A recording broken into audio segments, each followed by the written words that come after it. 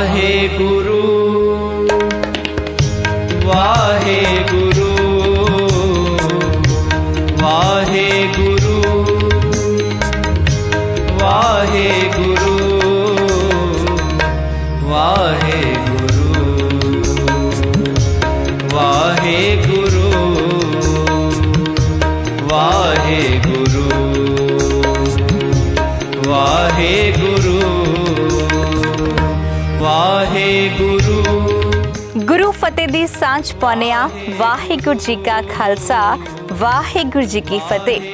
Daily post Punjabi ਦੇ ਦਰਸ਼ਕਾਂ ਨੂੰ ਅਕਸਰ ਅਸੀਂ ਪੰਜਾਬ ਵਿੱਚ ਸੁਭਾਈਮਾਨ ਪਾਵਨ ਅਸਥਾਨਾਂ ਦੇ ਦਰਸ਼ਨ ਦਿਦਾਰੇ ਕਰਵਾਉਂਦੇ ਰਹਿੰਦੇ ਆ ਤੇ ਅੱਜ ਡੇਲੀ ਪੋਸਟ ਪੰਜਾਬੀ ਦੀ ਟੀਮ ਪਹੁੰਚੀ ਹੋਈ ਹੈ ਉੱਤਰਾਖੰਡ, ਜਿੱਥੇ ਪਹਿਲੀ ਪਾਤਸ਼ਾਹੀ ਸਾਹਿਬ ਸ਼੍ਰੀ ਗੁਰੂ ਨਾਨਕ ਦੇਵ ਜੀ ਦੇ ਚਰਨ ਛੋਹ ਪ੍ਰਾਪਤ ਬਹੁਤ ਸਾਰੇ ਅਸਥਾਨ ਸੁਭਾਈਮਾਨ ਹੈ ਤੇ ਅੱਜ ਅਸੀਂ ਤੁਹਾਨੂੰ ਦਰਸ਼ਨ ਕਰਾਵਾਂਗੇ ਗੁਰਦੁਆਰਾ ਨਾਨਕਪੁਰੀ ਟਾਂਡਾ ਸਾਹਿਬ ਦੇ।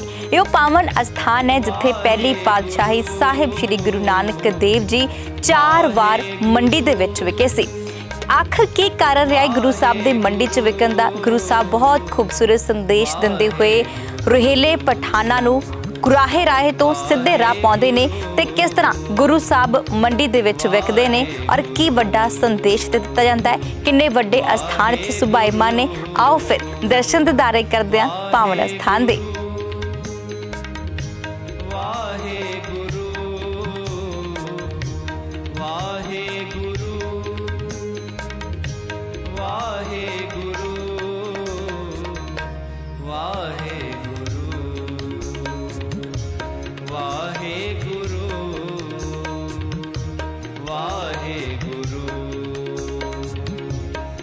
ਪਹਿਲੀ ਪਾਤਸ਼ਾਹੀ ਸਾਹਿਬ ਸ਼੍ਰੀ ਗੁਰੂ ਨਾਨਕ ਦੇਵ ਜੀ ਜਦੋਂ ਉਦਾਸੀਆਂ ਕਰ ਰਹੇ ਸਨ ਤਾਂ ਲੋਕਾਂ ਨੂੰ ਵਹਿਮਾਂ ਭਰਮਾਂ ਚੋਂ ਕੱਢਦੇ ਹੋਏ ਗੁਰੂ ਪਾਤਸ਼ਾਹ ਜੀ ਉੱਤਰਾਖੰਡ ਦੀ ਧਰਤੀ ਤੇ ਜਾ ਪਹੁੰਚੇ। ਗੁਰੂ ਸਾਹਿਬ ਨੇ ਆਲੇ ਦੁਆਲੇ ਦੇਖਿਆ ਤਾਂ ਦੁੱਖ ਦਰਦ ਗਰੀਬਾਂ ਤੇ ਹੁੰਦਾ ਹੋਇਆ ਅਤਿਆਚਾਰ ਹੀ ਨਜ਼ਰ ਆਇਆ। ਗਰੀਬਾਂ ਨੂੰ ਮੰਡੀ 'ਚ ਵੇਚਿਆ ਜਾਂਦਾ। ਇਸ ਬਾਜ਼ਾਰ ਦੀ ਮੰਡੀ 'ਚ ਲੋਕਾਂ ਦੀ ਪਸ਼ੂਆਂ ਦੀ ਵਾਂਗ ਬੋਲੀ ਲੱਗਦੀ। ਗੁਰੂ ਨਾਨਕ ਪਾਤਸ਼ਾਹ ਦੇ ਨਾਲ ਉਸ ਵੇਲੇ ਭਾਈ ਬਾਲਾ ਜੀ ਅਤੇ ਭਾਈ ਮਰਦਾਨਾ ਜੀ ਸਨ। ਗੁਰੂ ਸਾਹਿਬ ਨੇ ਉਹਨਾਂ ਨੂੰ ਆਪਣੀ ਪਹਿਚਾਣ ਗੁਪਤ ਰੱਖਣ ਲਈ ਆਖਿਆ। ਇੱਥੋਂ ਦੀ ਰਿਆਸਤ ਦਾ ਮਾਲਕ ਰੁਹੇਲਾ ਪਠਾਨ ਸੀ। ਗੁਰੂ ਸਾਹਿਬ ਨੇ ਭਟਕੇ ਹੋਏ ਇਨਸਾਨਾਂ ਨੂੰ ਸਿੱਧੇ ਰਾਹੇ ਪਾਉਣ ਦੇ ਲਈ ਬਾਲਕ ਦਾ ਰੂਪ ਧਾਰਨ ਕਰ ਲਿਆ ਤੇ ਗੁਰੂ ਸਾਹਿਬ 4 ਵਾਰ 2 ਘੋੜਿਆਂ ਦੇ ਮੁੱਲ ਦੇ ਬਰਾਬਰ ਇਸ ਮੰਡੀ 'ਚ ਵਿਕੇ ਸਨ। ਇਸੇ ਹੀ ਦੌਰਾਨ ਗੁਰੂ ਸਾਹਿਬ ਨੇ ਕੀ ਅਲੌਕਿਕ ਕ੍ਰਿਸ਼ਮੇ ਦਿਖਾਏ, ਆਓ ਸੁਣਾਉਂਦੇ ਹਾਂ ਗੁਰੂ ਘਰ ਦੇ ਪ੍ਰੀਤਵਾਨ ਭਾਈ ਹਰਦੀਪ ਸਿੰਘ ਦੀ ਜ਼ੁਬਾਨੀ। ਵਾਹਿਗੁਰੂ ਜੀ ਕਾ ਖਾਲਸਾ ਵਾਹਿਗੁਰੂ ਜੀ ਕੀ ਫਤਿਹ। ਦਾਸ ਭਾਈ ਹਰਦੀਪ ਸਿੰਘ ਹਜੂਰੀ ਕਥਾਵਾਚਕ ਗੁਰਦੁਆਰਾ ਨਾਨਕਪੁਰੀ ਟਾਂਡਾ ਸਾਹਿਬ।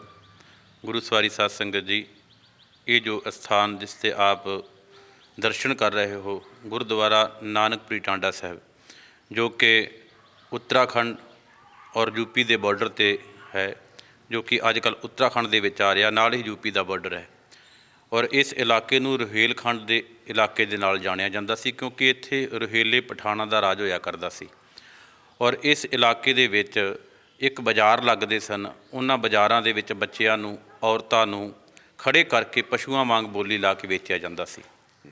ਦਬੇ ਹੋਏ ਲੋਕਾਂ ਦੀ ਪੁਕਾਰ ਸੁਣ ਕੇ, ਦੁਖੀ ਲੋਕਾਂ ਦੀ ਅੰਤਰ ਆਤਮੇ ਪੁਕਾਰ ਸੁਣ ਕੇ ਤਾਰਨਹਾਰੇ ਸਾਹਿਬ ਸ੍ਰੀ ਗੁਰੂ ਨਾਨਕ ਦੇਵ ਜੀ ਸੰਮਤ 1554 ਨੂੰ ਇਸ ਅਸਥਾਨ 'ਤੇ ਭਾਈ ਬਾਲਾ ਜੀ ਅਤੇ ਮਰਦਾਨਾ ਜੀ ਸਹਿਤ ਪੁੱਜੇ। ਔਰ ਇੱਥੇ ਪਹੁੰਚ ਕਰਕੇ ਗੁਰੂ ਸਾਹਿਬ ਜੀ ਨੇ ਭਾਈ ਬਾਲਾ ਜੀ ਨੂੰ ਅਤੇ ਮਰਦਾਨਾ ਜੀ ਨੂੰ ਆਪਣੇ ਤੋਂ ਕੁਝ ਸਮੇਂ ਲਈ ਅਲੱਗ ਕਰ ਦਿੱਤਾ। ਖੁਦ 12 ਕੁ ਸਾਲ ਦੇ ਬੱਚੇ ਦਾ ਰੂਪ ਧਾਰਨ ਕਰਕੇ ਇੱਕ ਰੋੜੀ ਦੇ ਢੇਰ 'ਤੇ ਬੈਠ ਕੇ ਇਸ ਰਿਆਸਤ ਦਾ ਮਾਲਕ ਰੁਹੇਲਾ ਪਠਾਨ ਘੁੰਮਦਾ ਘੁਮਾਉਂਦਾ ਆਇਆ। ਦੇਖਿਆ ਸੁੰਦਰ ਬਾਲਕ ਬੈਠਾ ਹੈ, ਬਾਹੋਂ ਪਕੜ ਕੇ ਆਪਣੇ ਘਰ ਲੈ ਗਿਆ। ਔਰ ਜਦੋਂ ਆਪਣੇ ਘਰ ਲੈ ਕੇ ਗਿਆ, ਉਹਦੀ ਬੇਗਮ ਨੇ ਕਿਹਾ ਇਹਨੂੰ ਅਸੀਂ ਗੁਲਾਮ ਨਹੀਂ ਬਣਾਉਣਾ, ਇਹਨੂੰ ਆਪਣੇ ਘਰ ਰੱਖ ਲਈਏ, ਸਾਡੇ ਘਰ ਵਿੱਚ ਔਲਾਦ ਨਹੀਂ ਹੈ। ਪਰ ਰੁਹੇਲਾ ਇੱਕ ਨਾ ਮੰਨਿਆ। ਉਹਨੇ ਬਾਜ਼ਾਰ ਵਿੱਚ ਖੜੇ ਕਰਕੇ ਗੁਰੂ ਨਾਨਕ ਸਾਹਿਬ ਜੀ ਨੂੰ 2 ਘੋੜਿਆਂ ਦੇ ਮੁੱਲ ਦੇ ਬਰਾਬਰ ਵੇਚ ਦਿੱਤਾ। ਜਿਸ ਵਪਾਰੀ ਪਠਾਨ ਨੇ ਗੁਰੂ ਸਾਹਿਬ ਜੀ ਨੂੰ ਖਰੀਦਿਆ ਸੀ, ਉਹ ਆਪਣੇ ਘਰ ਇੱਕ ਗੁਲਾਮ ਖਰੀਦ ਲੈ ਕੇ ਗਿਆ ਸੀ। ਹੁਣ ਉਹਨੇ ਆਪਣੇ ਘਰ ਵਿੱਚ ਕੰਮ ਵੀ ਦੱਸਣਾ ਸੀ। ਉਹਨੇ ਜਾ ਕੇ ਡਿਊਟੀ ਲਗਾਈ, ਕਹਿਣ ਲੱਗੇ, ਹੇ ਬਾਲਕ, ਤੂੰ ਸਾਡਾ ਗੁਲਾਮ ਹੈ, ਸੀ ਤੈਨੂੰ ਖਰੀਦ ਕੇ ਲੈ ਕੇ ਆਏ ਹਾਂ। ਅੱਜ ਤੋਂ ਬਾਅਦ ਸਾਡੇ ਘਰ ਦੇ ਵਿੱਚ ਪਾਣੀ ਦਾ ਪ੍ਰਬੰਧ ਤੁਸੀਂ ਕਰੋਗੇ। ਔਰ ਗੁਰੂ ਸਾਹਿਬ ਜੀ ਨੂੰ ਕਹਿ ਦਿੱਤਾ, ਸਾਹਮਣੇ ਖੂਹ ਹੈ, ਉਸ ਖੂਹ ਦੇ ਉੱਤੋਂ ਪਾਣੀ ਭਰ ਕੇ ਤੁਸੀਂ ਲਿਆਇਆ ਕਰਨਾ, ਘੜਾ ਦੇ ਕੇ ਆਪਣੇ ਘਰੋਂ ਤੋਰ ਦਿੱਤਾ। ਜਿਹੜਾ ਇਤਿਹਾਸਕ ਖੂਹ ਆਪ ਜੀ ਦਰਬਾਰ ਸਾਹਿਬ ਜੀ ਦੇ ਬਾਹਰ ਦਰਸ਼ਨ ਕਰੋਗੇ, ਉਸ ਖੂਹ 'ਤੇ ਆ ਕੇ ਗੁਰੂ ਨਾਨਕ ਸਾਹਿਬ ਜੀ ਨੇ ਖਵਾਜਾ ਖਿਜਰ ਨੂੰ ਹੁਕਮ ਕਰਕੇ ਖੂਹ ਦਾ ਪਾਣੀ ਸੁਕਾ ਦਿੱਤਾ। ਖਾਲੀ ਘੜਾ ਲੈ ਕੇ ਵਾਪਸ ਚਲੇ ਗਏ। ਕਹਿਣ ਲੱਗੇ, ਖਾਨ ਜੀ, ਜਿਸ ਖੂਹ 'ਤੇ ਤੁਸੀਂ ਭੇਜਿਆ ਸੀ ਖੂਹ ਵਿੱਚ ਪਾਣੀ ਨਹੀਂ ਹੈ। ਪਰ ਪਠਾਨ ਅਜੇ ਸਮਝਿਆ ਨਹੀਂ। ਕਹਿਣ ਲੱਗੇ, ਸਾਹਮਣੇ ਨਦੀ ਵਗਦੀ ਹੈ, ਨਦੀ ਤੋਂ ਪਾਣੀ ਲੈ ਕੇ ਆਓ। ਗੁਰੂ ਸਾਹਿਬ ਜੀ ਨਦੀ 'ਤੇ ਗਏ। ਉਹਨਾਂ ਦੇ ਆਪਣੇ ਕੌਤਕ ਸਨ, ਨਦੀ ਵਿੱਚ ਵੀ ਪਾਣੀ ਸੁੱਕ ਗਿਆ। ਖਾਲੀ ਘੜਾ ਲੈ ਕੇ ਫਿਰ ਵਾਪਸ ਆ ਗਏ। ਕਹਿਣ ਲੱਗੇ, ਉਸ ਨਦੀ ਵਿੱਚ ਵੀ ਪਾਣੀ ਨਹੀਂ ਹੈ। ਔਰ ਇਹ ਪਠਾਨ ਸਮਝਿਆ ਨਹੀਂ, ਔਰ ਇਹਨੇ ਪਠਾਨ ਨੇ ਗੁਰੂ ਸਾਹਿਬ ਜੀ ਨੂੰ ਰਿਹਾ ਕਰ ਦਿੱਤਾ। ਕਹਿਣ ਲੱਗੇ, ਪਤਾ ਨਹੀਂ ਕੈਸਾ ਬਾਲਕ ਹੈ, ਜੇ ਖੂਹ 'ਤੇ ਭੇਜਿਆ ਉੱਥੇ ਪਾਣੀ ਸੁੱਕ ਗਿਆ, ਨਦੀ 'ਤੇ ਭੇਜਿਆ ਉੱਥੇ ਪਾਣੀ ਸੁੱਕ ਗਿਆ। ਕਹਿਣ ਲੱਗੇ, ਅਸੀਂ ਤੁਹਾਨੂੰ ਇਸ ਗੁਲਾਮੀ ਤੋਂ ਆਜ਼ਾਦ ਕੀਤਾ। ਪਰ ਗੁਰੂ ਨਾਨਕ ਸਾਹਿਬ ਜੀ ਦਾ ਮਿਸ਼ਨ ਸੀ ਭੁੱਲੇ ਭਟਕੇ ਲੋਕਾਂ ਨੂੰ ਸੱਚ ਦੇ ਰਸਤੇ 'ਤੇ ਤੋਰਨਾ। ਅਜੇ ਉਹਨਾਂ ਦਾ ਮਿਸ਼ਨ ਪੂਰਾ ਨਹੀਂ ਹੋਇਆ। ਗੁਰੂ ਸਾਹਿਬ ਜੀ ਫਿਰ ਇਸ ਇਲਾਕੇ ਵਿੱਚ ਵਿਚਰਦੇ ਨੇ। ਕੁਝ ਦਿਨਾਂ ਬਾਅਦ ਫਿਰ ਕਿਸੇ ਪਠਾਨ ਨੇ ਪਕੜਿਆ, ਉਹਨੇ ਬਾਜ਼ਾਰ ਦੇ ਵਿੱਚ ਵੇਚਿਆ। ਖਰੀਦਣ ਵਾਲੇ ਨੇ ਖਰੀਦਿਆ। ਜਿਸ ਪਠਾਨ ਨੇ ਹੁਣ ਗੁਰੂ ਸਾਹਿਬ ਜੀ ਨੂੰ ਖਰੀਦਿਆ ਸੀ, ਉਹ ਆਪਣੇ ਘਰ ਜਾ ਕੇ ਕੰਮ ਦੱਸਦਾ। ਕਹਿਣ ਲੱਗਾ, ਤੂੰ ਸਾਡਾ ਗੁਲਾਮ ਹੈ, ਇਸ ਕਰਕੇ ਤੁਹਾਡੀ ਅਸੀਂ ਡਿਊਟੀ ਲਗਾਉਂਦੇ ਹਾਂ। ਅੱਜ ਤੋਂ ਬਾਅਦ ਮੇਰੇ ਘਰ ਦੇ ਵਿੱਚ ਜੋ ਬੱਕਰੀਆਂ ਭੇਡਾਂ ਨੇ ਉਹਨਾਂ ਦੀ ਚਗਾਉਣ ਦੀ ਡਿਊਟੀ ਤੁਹਾਡੀ ਹੈ। ਗੁਰੂ ਸਾਹਿਬ ਜੀ ਕਹਿੰਦੇ, ਠੀਕ ਹੈ, ਮੈਂ ਗੁਲਾਮ ਹਾਂ, ਜੋ ਤੁਸੀਂ ਕਹੋ ਮੈਂ ਕਰਨ ਵਾਸਤੇ ਤਿਆਰ ਹਾਂ। ਪਰ ਇੱਕ ਗੱਲ ਯਾਦ ਰੱਖਿਆ ਜੇ, ਮੇਰੇ ਘਰਦਿਆਂ ਨੇ ਮੈਨੂੰ ਐਵੇਂ ਘਰੋਂ ਨਹੀਂ ਕੱਢਿਆ। ਮੈਂ ਜਿਸ ਬੱਕਰੀ ਜਾਂ ਭੇਡ ਨੂੰ ਛੜੀ ਲਾਈ ਉਹ ਭੇਡ ਮਰ ਜਾਏਗੀ। ਪਠਾਨ ਕਹਿਣ ਲੱਗਾ, ਤੁਸੀਂ ਇੱਕ ਭੇਡ ਨੂੰ ਛੜੀ ਲਾਓ। ਗੁਰੂ ਸਾਹਿਬ ਜੀ ਨੇ ਜਿਸ ਤਰ੍ਹਾਂ ਹੀ ਭੇਡ ਨੂੰ ਛੜੀ ਲਾਈ, ਭੇਡ ਮਰ ਗਈ। ਦੁਬਾਰਾ ਛੜੀ ਲਗਾਉਣ 'ਤੇ ਭੇਡ ਜਿੰਦਾ ਹੋ ਗਈ। ਉਹ ਕਹਿਣ ਲੱਗਾ, ਬੱਚਾ ਤੂੰ ਇਹ ਕੰਮ ਛੱਡ, ਤੈਨੂੰ ਹੋਰ ਕੰਮ ਦੱਸਦਾ। ਉਹ ਆਪਣੇ ਬਾਗ ਵਿੱਚ ਲੈ ਗਿਆ। ਕਹਿਣ ਲੱਗਾ, ਅੱਜ ਤੋਂ ਬਾਅਦ ਸਾਡੇ ਬਾਗ ਦੀ ਰਖਵਾਲੀ ਕਰੋਗੇ। ਗੁਰੂ ਨਾਨਕ ਸਾਹਿਬ ਜੀ ਕਹਿੰਦੇ, ਮੈਂ ਕਰਨ ਵਾਸਤੇ ਤਿਆਰ ਹਾਂ, ਪਰ ਗੱਲ ਫਿਰ ਉਹੀ ਹੈ, ਜੇ ਮੈਂ ਬਾਗ ਵਿੱਚ ਚਲਿਆ ਗਿਆ ਤੁਹਾਡਾ ਬਾਗ ਸੁੱਕ ਜਾਣਾ ਜੇ। ਗੁਰੂ ਨਾਨਕ ਸਾਹਿਬ ਜੀ ਨੂੰ ਕਹਿਣ ਲੱਗੇ, ਬਾਲਕ ਤੂੰ ਐਸੀਆਂ ਗੱਲਾਂ ਕਿਉਂ ਕਰਦਾ, ਚੱਲ ਬਾਗ ਵਿੱਚ ਚੱਲ, ਦੇਖਦੇ ਹਾਂ ਬਾਗ ਸੁੱਕਦਾ ਕਿ ਨਹੀਂ ਸੁੱਕਦਾ। ਜਿਸ ਤਰ੍ਹਾਂ ਗੁਰੂ ਨਾਨਕ ਸਾਹਿਬ ਜੀ ਨੇ ਆਪਣੇ ਮੁਬਾਰਕ ਚਰਨ ਬਾਗ ਵਿੱਚ ਰੱਖੇ, ਹਰਿਆ ਭਰਿਆ ਬਾਗ ਇੱਕਦਮ ਮੁਰਝਾ ਗਿਆ। ਗੁਰੂ ਨਾਨਕ ਸਾਹਿਬ ਜੀ ਬਾਹਰ ਆਏ, ਬਾਗ ਫਿਰ ਹਰਿਆ ਭਰਿਆ ਹੋ ਗਿਆ। ਇਹ ਪਠਾਨ ਵੀ ਅਜੇ ਨਹੀਂ ਸਮਝਿਆ, ਇਹਨੇ ਵੀ ਆਪਣੇ ਵੱਲੋਂ ਰਿਹਾ ਕਰ ਦਿੱਤਾ। ਇਲਾਕੇ ਦੇ ਵਿੱਚ ਐਸੇ ਕੌਤਕ ਵੇਖ ਕੇ ਕੁਛ ਚਰਚਾ ਚੱਲ ਰਹੀ ਸੀ ਕਿ ਇੱਕ ਬਾਲਕ ਕੁਝ ਦਿਨਾਂ ਤੋਂ ਵਿਚਰ ਰਿਹਾ ਹੈ, ਗੁਲਾਮ ਬਣਾਇਆ ਜਾਂਦਾ, ਰਿਹਾ ਕਰਨ ਤੋਂ ਬਾਅਦ ਫਿਰ ਇੱਥੇ ਘੁੰਮਦਾ ਹੈ। ਤੀਸਰਾ ਕੌਤਕ, ਫਿਰ ਗੁਰੂ ਨਾਨਕ ਸਾਹਿਬ ਜੀ ਨੂੰ ਪਕੜ ਕੇ ਫਿਰ ਬਾਜ਼ਾਰ ਵਿੱਚ ਵੇਚਿਆ ਗਿਆ। ਹੁਣ ਜਿਸ ਪਠਾਨ ਨੇ ਖਰੀਦਿਆ ਸੀ, ਉਹ ਆਪਣੇ ਘਰ ਵਿੱਚ ਕਾਰ ਦੱਸਦਾ। ਕਹਿਣ ਲੱਗਾ, ਬਾਲਕ ਸਾਡੇ ਘਰ ਦੇ ਵਿੱਚ ਆਟਾ ਪੀਸਣ ਦਾ ਪ੍ਰਬੰਧ ਅੱਜ ਤੋਂ ਬਾਅਦ ਤੁਸੀਂ ਕਰੋਗੇ, ਜਿੰਨਾ ਵੀ ਤੁਸੀਂ, ਤੁਹਾਡੀ ਜ਼ਿੰਮੇਵਾਰੀ। ਗੁਰੂ ਨਾਨਕ ਸਾਹਿਬ ਜੀ ਕਹਿੰਦੇ, ਠੀਕ ਹੈ, ਮੈਂ ਤੁਹਾਡਾ ਗੁਲਾਮ ਹਾਂ। ਗੁਰੂ ਨਾਨਕ ਸਾਹਿਬ ਜੀ ਨੂੰ ਸਟੋਰ ਗੋਦਾਮ ਦਿਖਾ ਦਿੱਤਾ ਗਿਆ, ਚੱਕੀ ਦੱਸ ਦਿੱਤੀ ਗਈ। ਸਵੇਰ ਤੋਂ ਗੁਰੂ ਨਾਨਕ ਸਾਹਿਬ ਜੀ ਨੇ ਚੱਕੀ ਪੀਸਣੀ ਸ਼ੁਰੂ ਕੀਤੀ। ਸਾਰਾ ਦਿਨ ਪੀਸਦੇ ਰਹੇ। ਪਠਾਨ ਬਾਹਰ ਚਲਿਆ ਗਿਆ।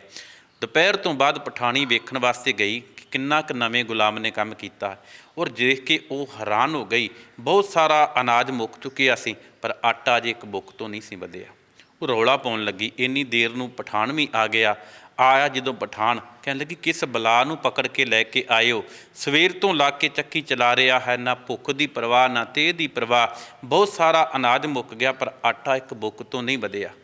ਸਾਰੇ ਹੈਰਾਨ ਹੋਏ, ਔਰ ਸਾਰੇ ਪਠਾਨ ਇਲਾਕੇ 'ਤੇ ਇਕੱਠੇ ਹੋ ਗਏ। ਔਰ ਜਿਹੜੇ ਦਾਨੇ ਲੋਕ ਸਨ, ਜਿਹੜੇ ਸਿਆਣੇ ਪਠਾਨ ਸਨ, ਉਹਨਾਂ ਨੇ ਸਲਾਹ ਕੀਤੀ। ਕਹਿਣ ਲੱਗੇ, ਭਾਈ ਇੱਕ ਵਾਰ ਕਿਸੇ ਗੁਲਾਮ ਨੂੰ ਅਗਰ ਆਜ਼ਾਦ ਕਰ ਦਿੱਤਾ ਜਾਵੇ ਨਾ, ਉਹ ਜੂਹਾਂ ਛੱਡ ਕੇ ਦੂਰ ਚਲਿਆ ਜਾਂਦਾ। ਇਹ ਬੱਚਾ ਬੜੇ ਦਿਨਾਂ ਤੋਂ ਇੱਥੇ ਵਿਚਰ ਰਿਹਾ, ਇਹਨੂੰ ਗੁਲਾਮ ਬਣਾਉਣ ਤੋਂ ਬਾਅਦ ਆਜ਼ਾਦ ਕੀਤਾ ਜਾਂਦਾ, ਫਿਰ ਇੱਥੇ ਵਿਚਰਦਾ। ਕਹਿਣ ਲੱਗੇ, ਅਸੀਂ ਸਮਝ ਗਏ ਹਾਂ, ਇਹ ਕੋਈ ਆਮ ਇਨਸਾਨ ਨਹੀਂ ਹੋ ਸਕਦਾ, ਇਹ ਰੱਬ ਦਾ ਭੇਜਿਆ ਹੋਇਆ ਕੋਈ ਪੈਗੰਬਰ ਅਵਲੀਆ ਹੈ।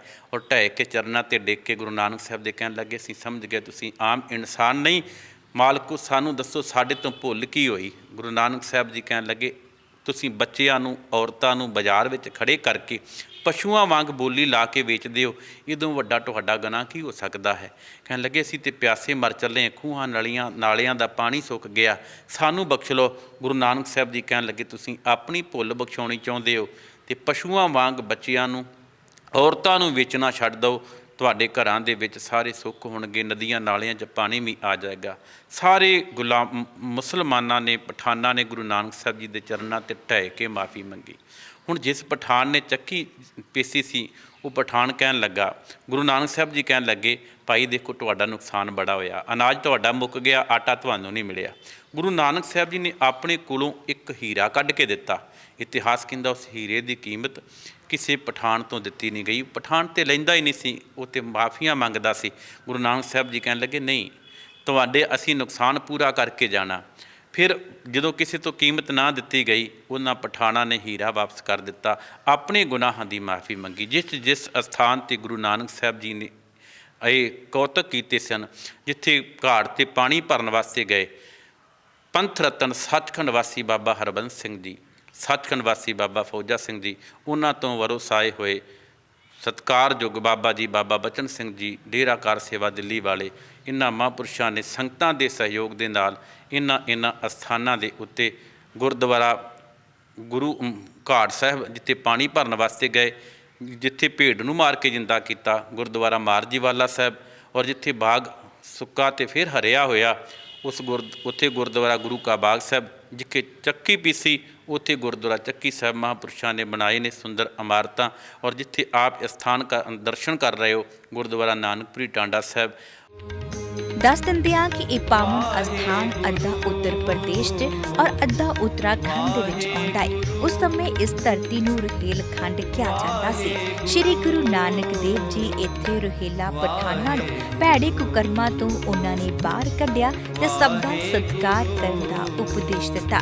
ਅੱਜ ਵੀ ਗੁਰੂ ਸਾਹਿਬ ਦੀ ਕਿਰਪਾ ਸਦਕਾ ਇਹ ਨਗਰ ਹਰਿਆ ਭਰਿਆ ਵਸਦਾ ਹੈ। ਪਾਵਨ ਅਸਥਾਨ ਅੱਜ ਵੀ ਇੱਥੇ ਮੌਜੂਦ ਹੈ, ਜਿਨ੍ਹਾਂ ਦੇ ਦਰਸ਼ਨਾਂ ਦੇ ਲਈ ਦੂਰੋਂ ਦੂਰੋਂ ਸੰਗਤਾਂ ਵਹੀਰਾਂ ਘੱਟ ਕੇ ਆਉਂਦੀਆਂ ਨੇ।